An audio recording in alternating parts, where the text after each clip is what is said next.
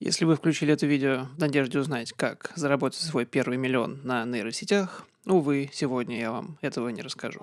Зато расскажу, как другие зарабатывают миллионы на проектах, которые звучат как шутка, однако приносят вполне реальные деньги.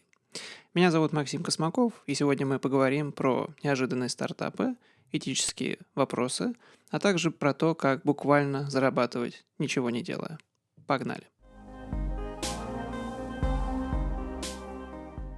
В 2000-х в России все было нано. Нано-краски, нано-обои, нано-пенсии. Главное было вставить волшебное слово в заявку на грант. Потом пришел блокчейн. Все мы помним эту историю про программиста, который купил 2 пиццы за 10 тысяч биткоинов. Тогда это было где-то $40, сейчас $500 миллионов. С тех пор 22 мая, который уже на носу, называют Bitcoin Pizza Day.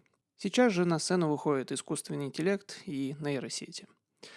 Если хочешь инвестиции на продажу калькулятора, назови его AI-интерфейс для принятия решений. Звучит забавно, но это реальность. Например, Samsung разрабатывает AI-холодильник, который распознает продукты, аж 33 штуки, следит за сроками годности, напоминает про воду и точно знает, что вы ели ночью, и молча осуждает. I analyzed your leavings. Забавно, что на фоне всего этого происходит реальный бизнес. Например, OpenAI получил $40 миллиардов инвестиций. Это больше, чем ВВП некоторых стран. Эти деньги пошли на агрессивное расширение экосистемы, найм новых инженеров, а также скупку стартапов. Один из первых попыток был Cursor, AI-инструмент, помогающий программистам писать код. Проект родился недавно, а выручка уже $300 миллионов в год и удваивается практически каждый месяц. OpenAI захотел купить, но получил отказ. Cursor теперь хочет $10 миллиардов. Тогда OpenAI переключился на Windsurf, платформу с уклоном в агентов. AI, который сам ставит задачи, вызывает API и управляет процессами. Они предложили $3 миллиарда за стартап, о котором год назад почти никто не слышал. Вывод. Чат-боты на сцене, но за кулисами pilot coding. AI, встроенный в реальные рабочие процессы. Инфраструктура важнее эмоций.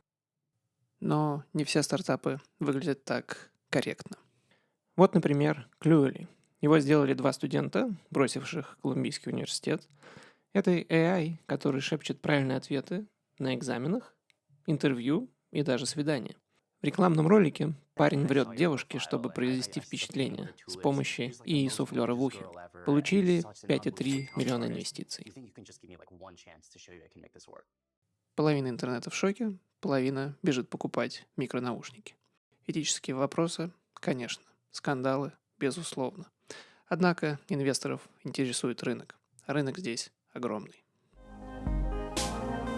Ну и, наконец, еще один пример, который стал вдохновением для заставки нашего сегодняшнего выпуска и который воплощает мечту многих. Ничего не делать и получать огромные деньги. Звучит прекрасно. Британское подразделение DeepMind платит своим топовым исследователям за то, чтобы они не работали. А точнее, за то, чтобы они не ушли к конкурентам. Это называется garden leave. То есть человек уже как бы уволен, но официально все еще получает зарплату и не имеет права работать в другом месте. Таким образом, компания сохраняет не только технологии, но и людей, которые эти технологии могут создать. Потому что в гонке за AGI, которую мы обсуждали в прошлом выпуске, даже один уволенный инженер может стоить года отставания. На наших глазах формируется новый экономический ландшафт. Искусственный интеллект сегодня это не просто нейросети, это рынок, на котором сталкиваются технологии, психология и маркетинг.